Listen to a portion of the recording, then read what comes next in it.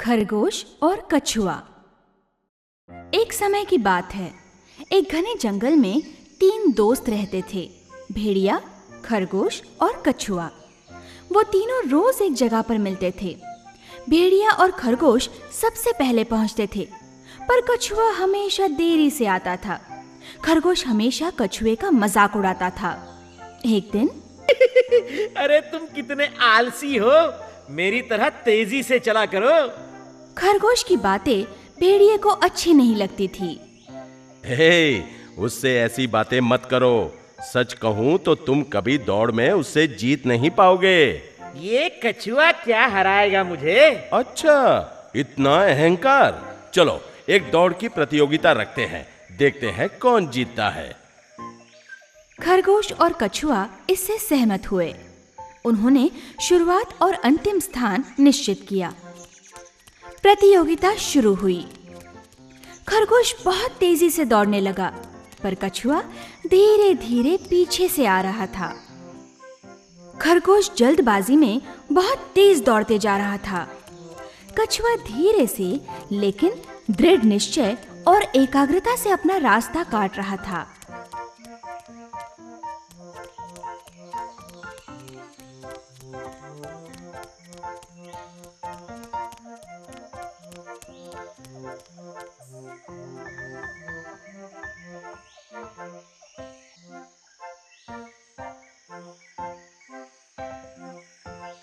कुछ देर बाद खरगोश थक गया। उसने पीछे मुड़कर देखा, कछुआ कहीं दिखाई नहीं दे रहा था। तो खरगोश ने सोचा, है, वो मुझसे कभी नहीं जीत पाएगा, जरा आराम तो कर लूं। ये सोचकर खरगोश एक बड़े पेड़ की छांव में लेट गया और चैन की नींद सो गया।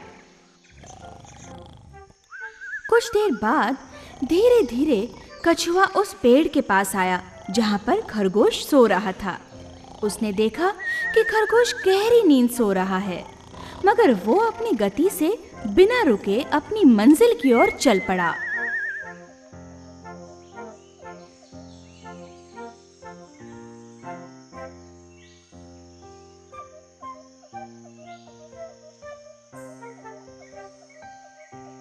आखिर वो मंजिल पर पहुंच ही गया।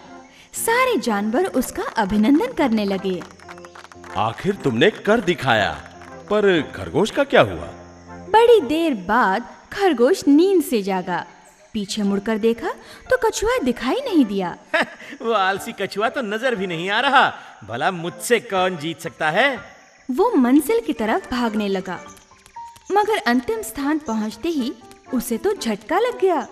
कछुआ वहां पहले से ही पहुंच चुका था। सभी हंसने लगे और वो शर्मिंदा हो गया।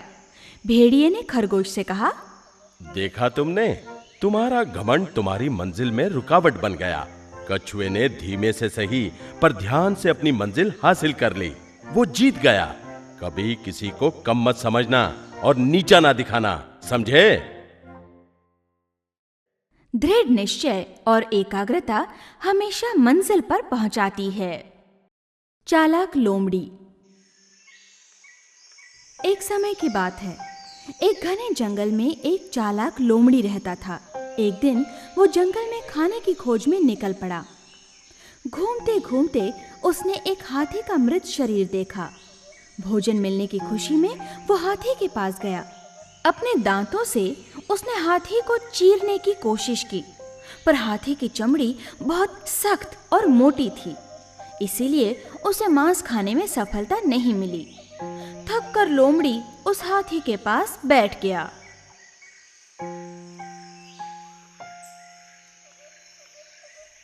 अब क्या करूं? अचानक उसे शेर की आवाज सुनाई दी। एक शेर उसकी तरफ ही आ रहा था। उसने बड़ी ही विनम्रता से शेर को कहा, आइए महाराज, मैं इस मृत हाथी की आप ही के लिए रखवाली कर रहा था। आइए भोजन कीजिए। शेर ने जोर से दहाड़ लगाई। मैं अपना शिकार खुद करता हूँ, मैं मृत जानवर को नहीं खाता, क्या तुम नहीं जानते? शेर वहां से चला गया। लोमड़ी बहुत खुश हुआ। शेर ने हाथी को जो नहीं खाया। पर लोमड़ी की समस्या तो अब भी वैसी ही थी। कुछ समय बाद एक बाघ गरजते हुए उस तरफ आ गया। लोमड़ी को खतरे का एहसास हुआ। इस बाघ के मन में हाथी को खाने का विचार आया तो कुछ करना होगा। बाघ के पास आते ही लोमड़ी ने घबराते हुए कहा, कृपया चले जाइए यहाँ से। मैं शेर महाराज के शिकार की रखवाली कर रहा हूँ। वो नहाने गए हैं। उन्होंने कहा है कि अगर कोई बाघ यहाँ आए तो मैं उसे रोक के रखूं ताकि वो उसे मार डाले। उन्होंने जंगल के सारे बाघों को मारने की प्रतिज्ञा की है। वो आपको मार डालेंगे। भाग जाइए यहाँ से। ये सुनकर घबराकर बाघ वहां से भाग गया। बाघ के वहां से भाग जाने के बाद एक चीता वहां आ पहुंचा। लोमड़ी को पता था कि उस चीते के तेज नाखून और दांत उसकी समस्या हल कर सकते हैं। लोमड़ी ने हंसते हंसते बड़े प्यार से चीते का स्वागत किया। अरे आओ दोस्त, बहुत दिनों के बाद। कहाँ थे इतने दिन? अरे बहुत थके और भूखे लग रहे हो। आओ आओ आओ, इस हाथी का थोड़ा सा मांस खा लो। देखो, ये शेर का शिकार है। वो नहाने गया है। मैं तो सिर्फ पहरा दे रहा हूँ। खाओ खाओ, आराम से खाओ। बाप रे, मैं शेर के शिकार को कैसे खा सकता हूँ? मुझे मरना है क्या? अगर उसने मुझे देख लिया तो मुझे सीधा स्वर्ग पहुंचा देगा। तुम चिंता न करो मेरे दोस्त, मैं इस तरफ बराबर ध्यान देता हूँ। शेर के आते ही मैं तुम्हें सूचना दूंगा, तब तुम आसानी से यहाँ से भाग जाना। इस मौके के लिए भूखे चीते ने लोमड़ी को धन्यवाद दिए और हाथी के मांस पर टूट पड़ा। लोमड़ी देख रहा था। जैसे ही चीते ने ऊपर की चमड़ी को चीर दिया, लोमड़ी जोर से चिल्लाया, सावधान, भागो! अरे शेर आ रहा है। अगले ही क्षण चीता हाथी को छोड़कर बिजली की रफ्तार से वहां से भाग गया। चालाक लोमड़ी बहुत खुश हुआ। हंसकर वो हाथी का मांस खाने में जुट गया। अब सारा मांस उसका था। होशियारी से विजय प्राप्त होती है। कौवा और सांप। एक घने जंगल में एक ऊंचे पेड़ पर एक कौवा घोंसला बनाकर रहता था। उसी पेड़ के नीचे बिल में एक सांप रहता था। उस घोंसले में कौवे ने अंडे डाले थे। एक दिन कौवे को भूख लगी थी, इसीलिए वो खाने की खोज में निकल पड़ा। उसी समय सांप अपने बिल से निकला और धीरे से पेड़ पर चढ़ने लगा। सांप घोंसले के पास पहुंचा।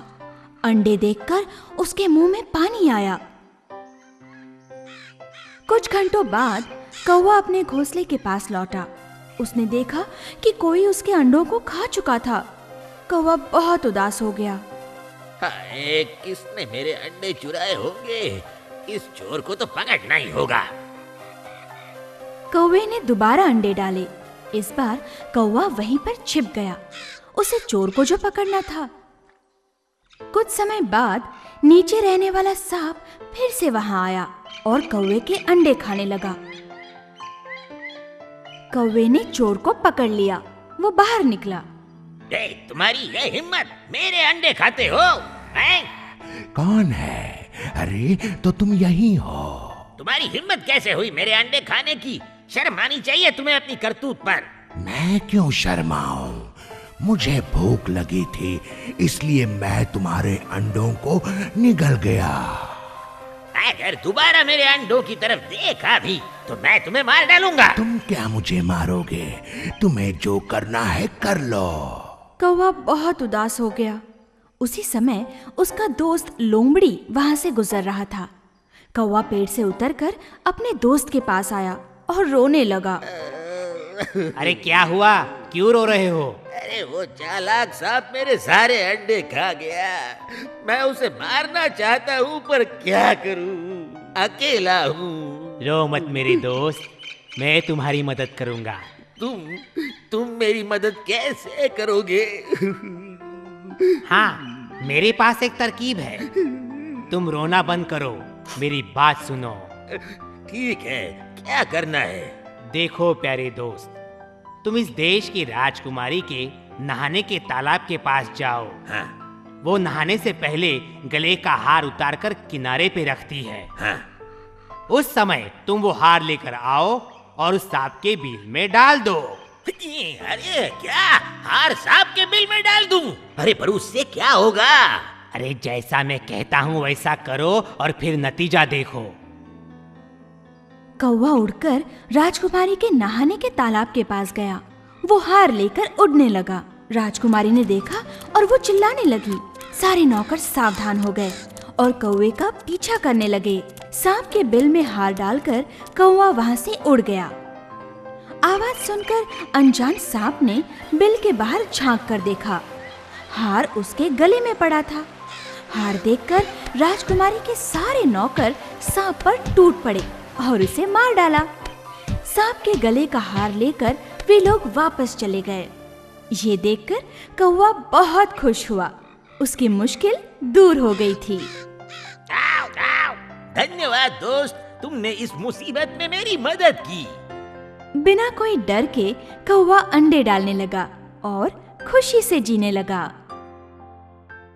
दोस्ती की पहचान मुसीबत में होती है। महान त्याग। एक घने जंगल में बंदरों की बड़ी झुंड रहती थी। वे सब प्रसन्नता से जी रहे थे और सब उनके राजा से भी खुश थे। एक दिन बंदरों के राजा ने सारे बंदरों को बुलाया। दोस्तों, हम इतने सालों से इस आम के पेड़ पर खुशी से जीवन बिता रहे हैं, लेकिन मेरा मन मुझे किसी संकट की सूचना दे रहा है। क्या महाराज? आज तक मनुष्य आम के फल का स्वाद नहीं जानता। एक बार वो इसका स्वाद चख ले तो हमारे लिए बहुत हानिकारक होगा। तो हमें क्या करना चाहिए महाराज? एक उपाय है। आम वृक्षों की जो भी डाली नदी पर झुक रही हो, उन सबसे आम निकाल लो।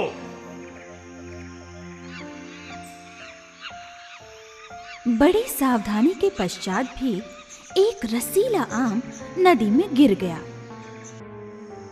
एक मछुआरे को मछलियों के साथ फल भी नदी में मिला। अरे ये क्या है? शायद मेरा दोस्त इसे जानता हो। उसने अपने दोस्त को वो फल दिखाया। देखो, ये मुझे मछलियों के साथ नदी में मिला। मैंने इसे चख के देखा, बहुत स्वादिष्ट है ये। मैंने ऐसा फल पहले कभी नहीं देखा। मैं कहता हूँ इसे महाराज के पास ले जाओ। हाँ, शायद यही ठीक होगा। वो मछुआरा राजमहल की ओर निकल पड़ा। महाराज, ये फल मुझे नदी में मछलियों के साथ मिला। ये क्या है मंत्री? इसे आम्रफल कहते हैं महाराज। ये बहुत स्वादिष्ट होता है। पर ये आम उगते कहाँ हैं? ये घने जंगलों में पेड़ों पर उगते हैं महाराज। ठीक है मंत्री, कल हम वहां जाएंगे। जाने की सारी तैयारी करो। जैसी आज्ञा महाराज। अगले दिन सुबह राजा अपने कुछ सैनिकों के साथ जंगल के लिए रवाना हो गए। जंगल में एकदम हल्ला मच गया। हैरान होकर सारे बंदर चिल्लाने लगे। ये आवाजें कैसी? बंदर है महाराज। सैनिकों से कहो, हम आज आम के साथ बंदर का मांस भी खाएंगे। सारे बंदर घबरा गए।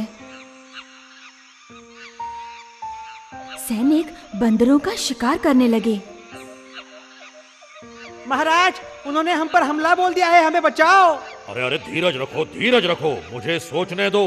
बस जैसा मैं कहता हूँ वैसा करो।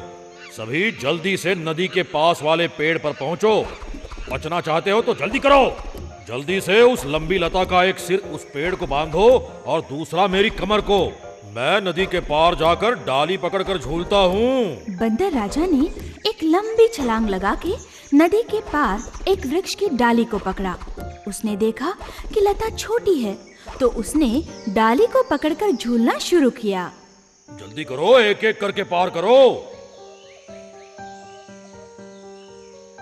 बंदर एक एक करके पार करने लगे। जल्दी जल्दी, मैं थक गया हूँ, ज्यादा देर तक नहीं पकड़ सकता। झुंड में एक क्रूर बंदर खुद राजा बनना चाहता था। बस यही मौका है मेरे राजा बनने का। अब मुझे राजा को मारना ही होगा। उस क्रूर बंदर ने झट से नदी पार की और पेड़ पर चढ़ते ही बंदर राजा को जोर से धक्का देकर नीचे गिराया। बंदर राजा का हाथ छूट गया। वो एक चट्टान पर जा गिरा और उसके सर पे भारी चोट लगी। सारे बंदर ये दर्दनाक दृश्य देख रहे थे, पर उसे बचाने वाला कोई न था। उधर नदी के इस पार राजा वो सब देख रहे थे। चलो, हमें उसकी सहायता करनी चाहिए। तुमने अपनी जान दांव पर लगाकर उन सब की रक्षा की। इसमें कोई बड़ी बात नहीं, ये मेरा कर्तव्य था। तुम्हें चोट लगी है, तुम्हारा इलाज करना चाहिए। नहीं, मुझे यहीं छोड़ दीजिए, मेरी मौत नजदीक आ रही है। तुम्हें बहुत दर्द हो रहा होगा। मुझे मेरी परवाह नहीं, मुझे खुशी है कि मेरे सारे प्रजाजन सुरक्षित हैं। ये कहकर बंदर राजा मर गया। आत्मसमर्पण सबसे बड़ा उपहार है।